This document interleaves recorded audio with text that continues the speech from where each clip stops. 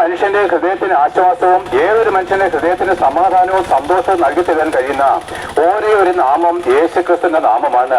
ഈ പാട്ടുകാരൻ പറയുകയാണ്, ഈ ലോകത്തിൽ എല്ലാവരും കണ്ടും കാണാതെ ഇവർക്ക് എന്താണ് നാളെ കാണാതെ പോവുകയാണ്, അല്ലെങ്കിൽ എന്താണ് മരണം വഴിയായിട്ട് മാറ്റപ്പെടുകയാണ്. ഭാര്യ ഭർത്താവിനെ കാണുന്നില്ല, ഭർത്താവ് പിന്നെ ഭാര്യയെ കാണുന്നില്ല, ഭൂമിയിൽ വെച്ചുള്ള കാര്യമാണ്.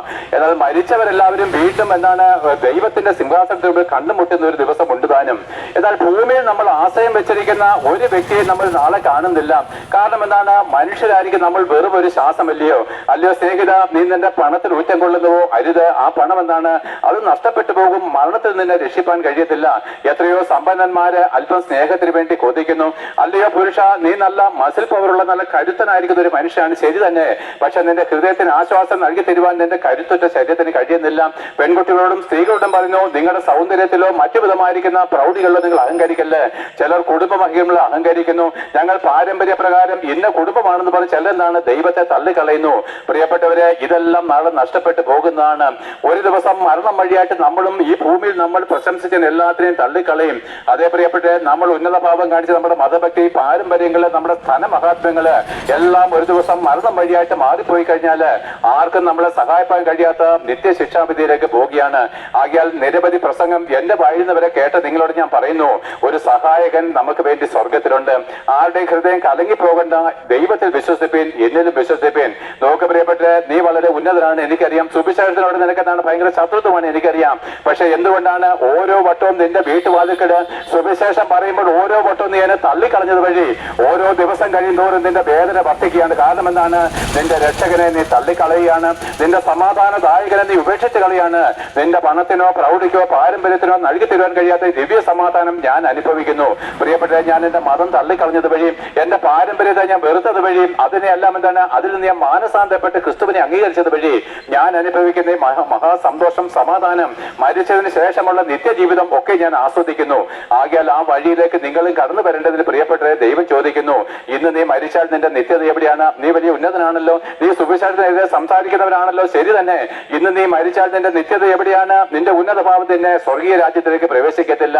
പ്രിയപ്പെട്ടവരെ, നമ്മുടെ യഥാർത്ഥമായിരിക്കുന്ന ജീവിതം ആരംഭിക്കുന്നത് മരിച്ചതിന് ശേഷമാണ്. ഭൂമിയിലെ ജീവിതം മരിച്ചതിന് ശേഷം നീ എങ്ങോട്ട് പോകണമെന്ന് തീരുമാനമെടുക്കേണ്ട സമയമാണ്. ഞാൻ ഇന്ന് മരിച്ചു കഴിഞ്ഞാൽ ദൈവത്തോടുകൂടെ യേശുക്രിസ്തുവോടുകൂടെ സ്വർഗത്തിലോ, അതോ ഞാൻ ഇന്ന് മരിച്ചു കഴിഞ്ഞാൽ സാത്താനോടും അവന്റെ ദൂതന്മാർക്കും വേണ്ടി ഒരുക്കപ്പെട്ടിരിക്കുന്ന നരകാഗ്നിയിലേക്കോ, അതിനെ തീരുമാനിക്കാനാണ് ഈ 90, 100, 60, 50 വർഷത്തെ ആയുസ് നിനക്ക് തന്നിരിക്കുന്നത്. ഈ നിത്യരക്ഷയെ നീ അന്വേഷിച്ച് കണ്ടെത്തുവാനാണ്. എന്നാൽ ഒരു തെരഞ്ഞെടുപ്പും കൂടിയാണ് പ്രിയപ്പെട്ടവരെ. എന്നാൽ യേശുക്രിസ്തു എന്ന് പറഞ്ഞ ഏക വ്യക്തി നിന്റെ മുമ്പിൽ നിൽക്കുന്നു. അവന്റെ മുഖത്ത് നോക്കിയവരാരും ലജ്ജിച്ചു പോയിട്ടില്ല.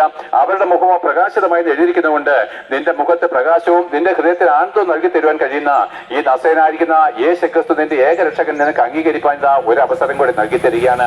ആകയാൽ പ്രിയപ്പെട്ടവരെ, നാം എന്താണ് ചെയ്യേണ്ടത്? ഞാൻ ചെറിയ പ്രസംഗമാണ്. എന്താ ചെയ്യേണ്ടതെന്ന് അറിയാമോ? നമ്മളൊരു കാര്യം അറിയണം, നമ്മൾ ക്രിസ്തീയ മതത്തിൽ ജനിച്ചത് നമ്മുടെ ഇഷ്ടത്താലല്ല. നമ്മുടെ അപ്പനും അമ്മയും മത്തോമയോ കത്തോലിക്കയോ ഒക്കെ ആയതുകൊണ്ട് നമ്മൾ അങ്ങനെ ജനിച്ചതാണ്. ഞാനൊരു ഹിന്ദു മതത്തിലാണ് ജനിച്ചത്. കാരണം എന്താണ്, എന്റെ അപ്പനും അമ്മയും ഹിന്ദു മത വിശ്വാസിയായിരുന്നു. ചിലർ ഇസ്ലാം മത വിശ്വാസികളായിരിക്കും, അവരുടെ അപ്പനും അമ്മയും ഇസ്ലാം മത വിശ്വാസികളാണ്. നമ്മളെന്താണ് ഇന്ത്യക്കാരായിട്ട് ജനിച്ചത് കൊണ്ട് നമ്മുടെ അപ്പനും അമ്മയും ഇന്ത്യൻ പൗരന്മാരായതുകൊണ്ട് നമ്മൾ ഇന്ത്യക്കാരായിട്ട് തീർന്നു.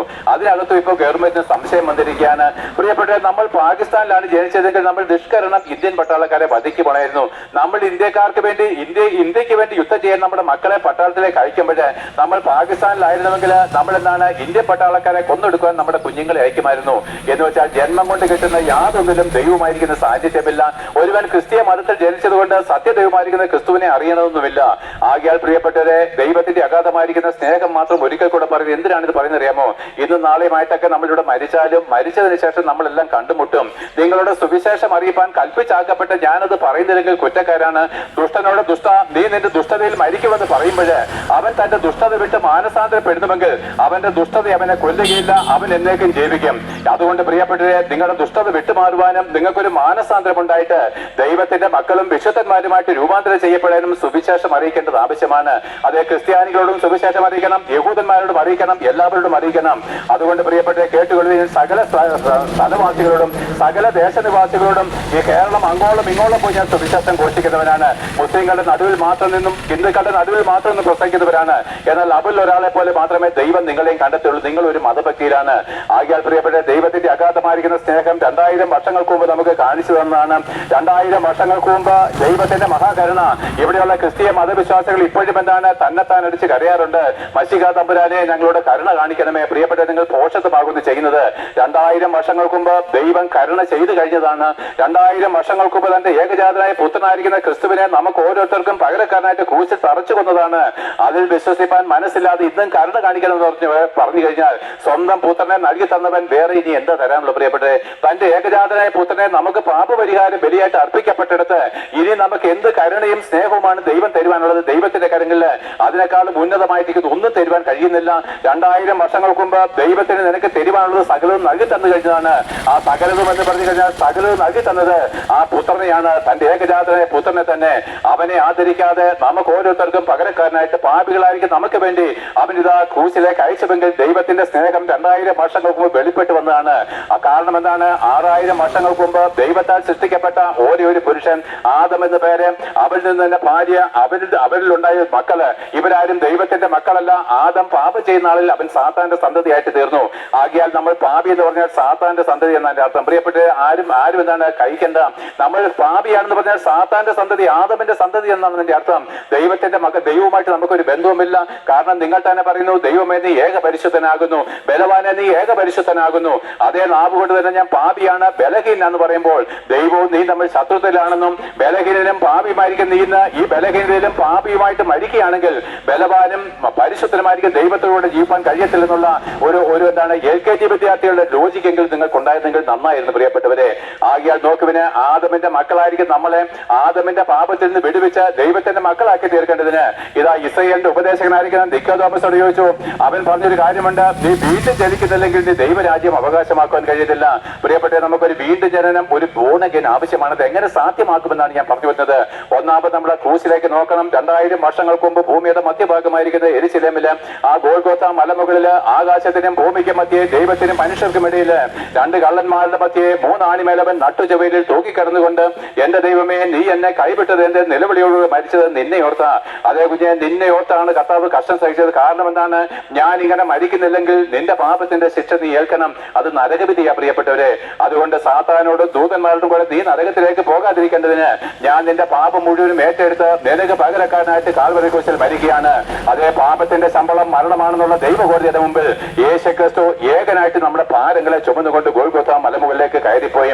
ആ യേശുക്രിസ്തു നമ്മുടെ പാപഭാരം ചുമന്ന് ഗോൽഗോഥ മലമുകൾ മരിക്കുമ്പോൾ പ്രിയപ്പെട്ട നോക്കുവിനെ തിരുശീല കീറി ദൈവവും നമ്മുടെ ശത്രുത്വം മാറിപ്പോയി. ആദം ചെയ്ത പാപത്താൽ ദൈവം അടയ്ക്കപ്പെട്ട ആ പരിശുദ്ധ സ്ഥലത്തിനുള്ള തിരശീല യേശുക്രിസ്തുവിന്റെ യാഗത്താൽ കീറിക്കളഞ്ഞിട്ട് ഏത് പാപിക്കും ദൈവത്തിന്റെ അടുക്കിലേക്ക് പുരോഹിതന്മാരില്ലാതെ, നിങ്ങൾക്കറിയാമോ ദൈവം ലേവ്യ പുരോഹിതന്മാരെ ആക്കി വെച്ചിരുന്നത് പാപത്തിന് പരിഹാരമായിട്ട് യാഗങ്ങളെ ബലികളെ അർപ്പിക്കാനാ. എന്നാൽ യേശുക്രിസ്തുവിന്റെ യാഗത്തിലൂടെ ബലി നിർത്തിയത് വഴി പൗരോഹിത്യമില്ല. എന്റെ പ്രിയപ്പെട്ട ഒരു മതത്തിനും ഞാൻ പറയുന്നു പൗരോഹിത്യമിനെ ഇല്ല. പൗരോഹിത്യം ക്രൂശിൽ വെച്ച് മായ്ക്കപ്പെട്ടതാണ്. ഇനി യേശുക്രിസ്തു എന്നൊരു മഹാപുരോഹിതൻ സ്വർഗത്തിൽ പിതാവിന്റെ വലത്ത് ഭാഗത്ത് എല്ലാവർക്കും വേണ്ടിയിട്ടല്ല, താൻ മുഖാന്തരം ദൈവത്തോട് അടുക്കുന്നവർക്ക് വേണ്ടി പക്ഷപാതം ചെയ്യുന്നു. അവനല്ലാതെ ഒരു ഏക മഹാപുരോഹിതൻ ഇനി ഇല്ല പ്രിയപ്പെട്ടവരെ. മറ്റേതെല്ലാം ഭോഷത്വമാണ്, മ്ലേച്ഛതകളാണ്, ദൈവത്തിനുള്ള ശത്രുത്വമാണ്, ക്രൂശിനോടുള്ള നിഷേധമാണ്. ആ യേശുക്രിസ്തു കാൽവരി ക്രൂശിൽ മരിച്ചപ്പോൾ തിരിശീല കീറി, അതായത് ദൈവവും മനുഷ്യൻ നമ്മുടെ ശത്രുത്വത്തെ നീക്കം ചെയ്ത് ഏത് പാപിക്കും ദൈവത്തിന്റെ അടുക്കിലേക്ക് നേരിട്ട് കടന്നു ചെല്ലുവാൻ ദൈവം ജീവന്റെ പുതുവഴി പുതിയ നിയമം ആരംഭിച്ചിരിക്കുന്നു. ആ യേശുക്രിസ്തു ക്രൂശിൽ മരിക്കുമ്പോൾ സാത്താന്റെ അധികാരവർഗം താഴ്ത്തിക്കളഞ്ഞു.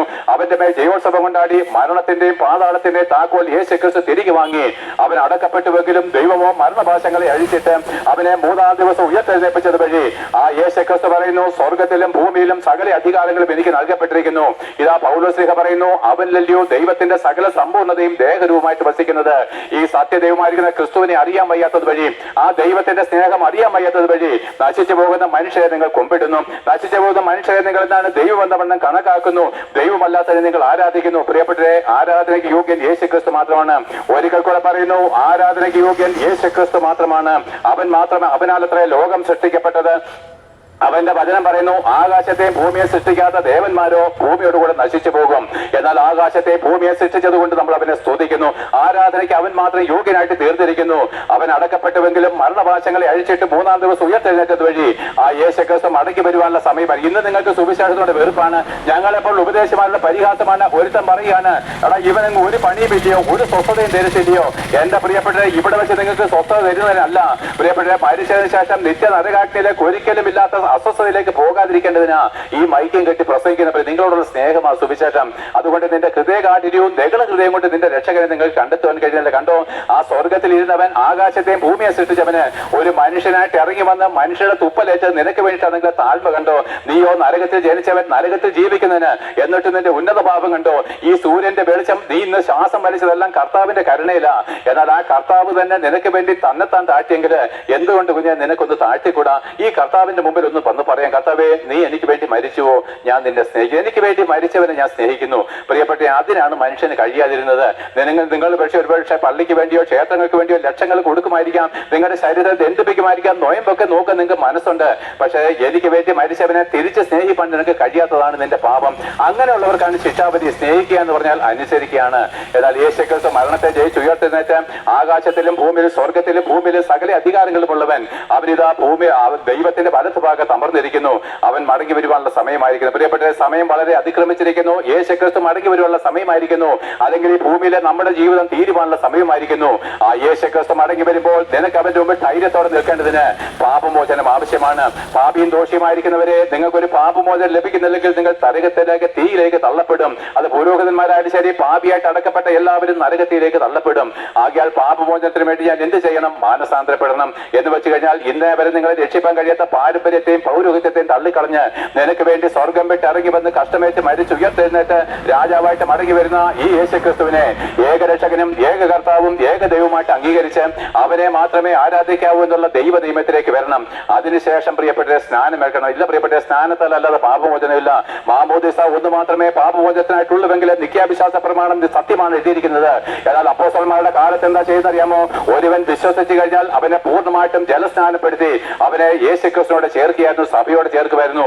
വിശുദ്ധന്മാരുടെ കൂട്ടമാണ് സഭ. ആ സഭയെ ചേർക്കാനാണ് യേശുക്രിസ്തു വരുന്നത്. പാപികളുടെ കൂട്ടം സഭയല്ല. അതെന്താണ്? ഈ ലോകത്തോട് നശിച്ചു പോകുന്ന വെറും സംഘങ്ങൾ മാത്രമാണ്. ആകിയാൽ പാപമോചനത്തിനായിട്ട് സ്നാനം ആവശ്യമാണ്. ഈ സ്നാനത്തിലേക്ക് വന്നിട്ടല്ലാതെ ഒരൊറ്റ വ്യക്തിക്ക് പോലും രക്ഷ പ്രാപിപ്പാൻ കഴിയത്തില്ല. എന്നാൽ സ്നാനത്തിന് മുമ്പ് മാനസാന്തരം ഉണ്ടാകണം. മുതിർന്ന സ്നാനമോ ശിശു സ്നാനമോ ബൈബിൾ രേഖപ്പെടുത്തിയിട്ടില്ല. വിശ്വസിക്കുന്നവരെ സ്നാനപ്പെടുത്തുവാൻ.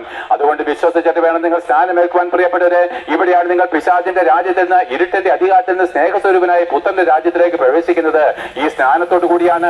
ആ സ്നാനത്തെ എതിർക്കുന്നവരെല്ലാം പിശാചിന്റെ അടിമകളും പിശാചിന്റെ ദൂതന്മാരുമാണ്. ആകിയാൽ നോക്കുവിന് എന്റെ പ്രത്യാശ ഞാൻ പറയാൻ പ്രിയപ്പെട്ട, ഞാൻ ലജ്ജ കൂടാതെ പ്രസംഗിക്കുന്ന കാര്യം എന്താണെന്നറിയോ? ഒരു പ്രത്യാശ എനിക്കുണ്ട് പ്രിയപ്പെട്ടവർ. എന്താണെന്നറിയാമോ?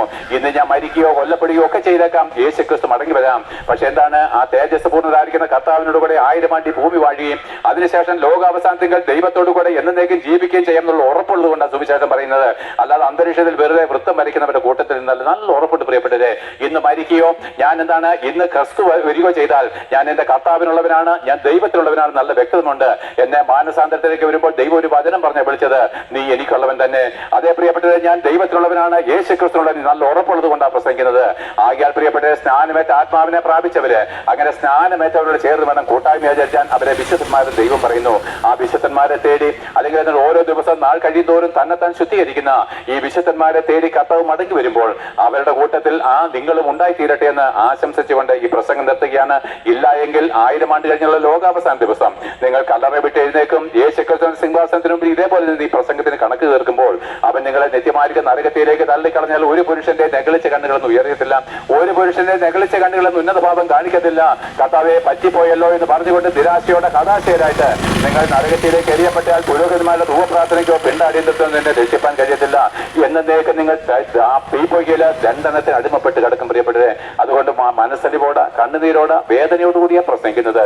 നിങ്ങൾ എല്ലാവരും മാനസാന്തരപ്പെടണം പ്രിയപ്പെട്ട. എല്ലാവരും മാനസാന്തരപ്പെട്ട് ഈ സിമ്പിൾ ആയിരിക്കുന്ന വിശ്വാസത്തിലേക്ക് കടന്നു വന്ന് സ്നാനമേറ്റ് ആത്മാവിനെ പ്രാപിച്ച് ഒന്നിച്ച് കർത്താവിനെ മഹത്വപ്പെടുത്തുവാൻ ആരെങ്കിലും പൗരുഷമുള്ളവർക്ക് മടങ്ങി വരാം. അതേ മുണ്ട് മടക്കി കുത്തി നിങ്ങൾ വെല്ലുവിളിക്കുന്നതാണ് സത്യം തന്നെ. എന്നാൽ നിനക്ക് വേണ്ടി മരിച്ച ക്രിസ്തുവിന് വേണ്ടി ഒരു തീരുമാനം എടുക്കാനുള്ള പൗരുഷം നിങ്ങൾ പലരെയും ഞാൻ കണ്ടിട്ടില്ല. അത് നിങ്ങൾക്ക് ലജ്ജയായിട്ട് തീരാതിരിക്കേണ്ടതിന് ഇന്ന് ദിവസം പൗരുഷം കാണിപ്പാൻ നിങ്ങളെ വെല്ലുവിളിച്ചുകൊണ്ട് ഈ പ്രസംഗം നിർത്തുന്നു. വിശ്വസിക്കുന്ന ഏവരെയും യേശുക്രിസ്തു മുഖാന്തരം ദൈവം അനുഗ്രഹിക്കട്ടെ.